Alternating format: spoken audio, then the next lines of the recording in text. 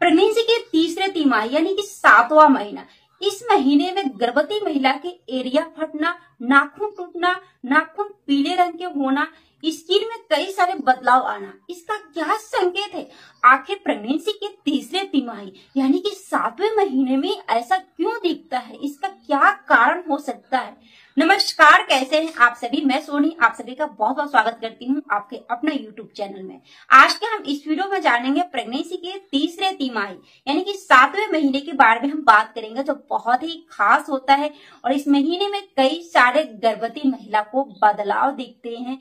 शारीरिक बदलाव के बारे में आज हम जानेंगे। उसी बदलाव से आप काफी हद तक अनुमान भी लगा सकते हैं कि आपको क्या होगा, इसका क्या लक्षण है, क्या नहीं करना चाहिए, क्या सावधानी रखनी चाहिए। सारी जानकारी आज के हम इस वीडियो में बात करेंगे, पूरी डिटेल्स में यानी कि कवर करने वाले हैं। तो वीडियो को फुल वॉच देखिएगा। अगर आप प्रेग्नेंट है तो कमेंट्स में ओम नमो भगवते वासुदेवाय जरूर लिखिएगा, जिससे हमें पता चल सके कि आपकी प्रेगनेंसी बहुत अच्छी चल रही है। तो चलिए आज के इस वीडियो को पॉजिटिव एनर्जी के साथ हम शुरू करते हैं।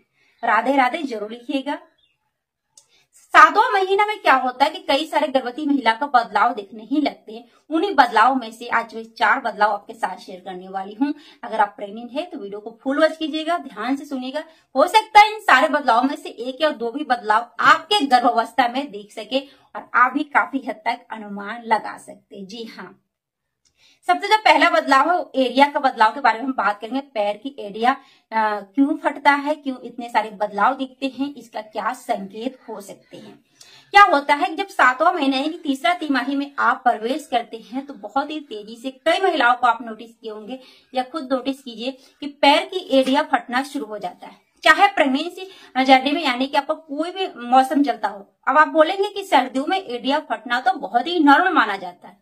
जी हाँ, सर्दियों में माना जाता है, लेकिन अगर आपका गर्मियों में या बरसात मौसम में इस तरीके से हो रहे तो आप ध्यान से इस चीज को नोटिस कर सकते हैं। ऐसा बोला जाता है कि यह एक बेबी बॉय का यानी कि साइन माना जाता है। लेकिन एरिया फटने के इसके पीछे कई सारे रीजन भी होते हैं। ये तो बड़े बुजुर्गों का कहना है। हो सकता है आप पानी कम पीते हैं, जिसकी वजह से आपका एरिया फट सकती है। शरीर में पानी की कमी होने से स्किन में काफी सारे बदलाव दिखने लगते हैं, जैसे कि स्किन बहुत ज्यादा ड्राई होना, एरिया फटने लगना, बहुत ज्यादा चेहरे पे रूखापन आ जाना, ये सारे लक्षण दिखने लगते हैं गर्भावस्था के दौरान। ऐसे भी नॉर्मल में भी दिख सकते हैं। तो प्रेगनेंसी में पानी की थोड़ी सी मात्रा आप सही रखें। अगर इस तरीके से लक्षण दिख रहे तो आप अनुमान लगा सकते हैं। अब हम बात करते हैं सेकंड बदलाव के बारे में कि बहुत तेजी से नाखून टूटना। अक्सर आपने नोटिस किया होगा कई प्रेग्नेंट महिलाओं को नाखून जो होते हैं, मेरा तो नाखून है नहीं, मैं नहीं रखती हूँ, नहीं तो मैं आपको बता देती, नाखून जो है टूटने लगता है, जैसे थोड़ा सा भरा हुआ यहीं से टूटने लगना, रूखापन बहुत ज्यादा आ जाना। अगर आपको इस तरीके से लक्षण दिख रहे हैं तो ऐसा भी बोला जाता है कि यह एक बहुत ही सटीक लक्षण माना जाता है साइन बेबी बॉय का। लेकिन इसके पीछे कई सारे हार्मोन्स आपका बॉडी में चेंज होते हैं फ्रेंड्स, उसके वजह से आपको नाखून टूटने की प्रॉब्लम हो सकती है।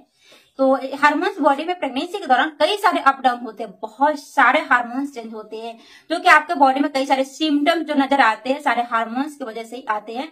तो इस तरीके से आपको नाखून में बदलाव आ रहा है तो आप अनुमान लगा सकते हैं। खास करके आपको तीसरे तिमाही में लक्षण दिखने को मिल सकते हैं। ये भी आपको लक्षण मिल सकते हैं कि नाखून जो है कलर उसका येलो हो जाना बहुत ज्यादा। अब कई लोग बोलेंगे नाखून का जो कलर है येलो होने के कई सारे रीजन होते हैं, नॉर्मली ऐसे होते हैं।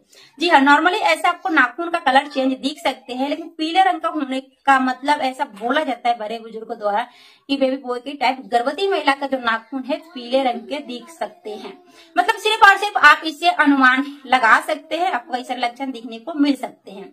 तो कई महिलाओं में दिखा, इसलिए मैं आपके साथ शेयर कर रही हूँ, क्योंकि कई लोगों को मैंने अपने खुद देखा है अपने रिलेटिव में कि कई लोगों का नाखून जो पीले रंग की समस्या था बहुत ज्यादा था, बेबी बॉय के टाइम में देखा गया।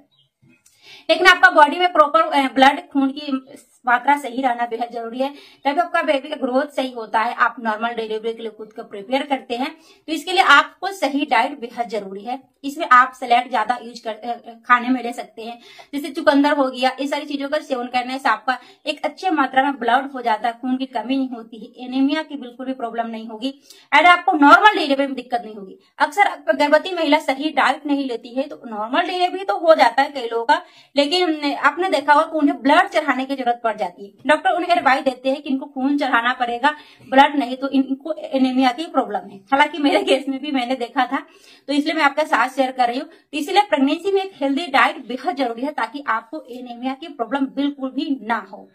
कोई महिला नहीं चाहती उनके प्रेगनेंसी जब डिलीवरी हो तो फिर उन्हें ब्लड चढ़ाने की जरूरत पड़े, क्योंकि कई केस में मैंने देखा है। तो पहले से आपको खुद को प्रिपेयर करके रखेंगे तो ये सारी चीजें आपको देखने को नहीं मिलेगी। हमारी वीडियो कैसी लगी हमें कमेंट सेक्शन में जरूर बताइएगा। कमेंट्स में ओम नमो भगवते वासुदेवाय जरूर लिखेगा। कई लोग मुझे बोल रहे थे दीदी थोड़ा सा ज्यादा स्पीड बोल देते हैं, तो मेरी आदत हो गई स्पीड बोलने की, बट इस पे मैं थोड़ा कोशिश करूंगी धीरे धीरे बोलने की, क्योंकि मुझे भी लगता है कि मैं थोड़ा जल्दी बोल देती हूँ, तो इस पे मैं पूरा ध्यान दूंगी।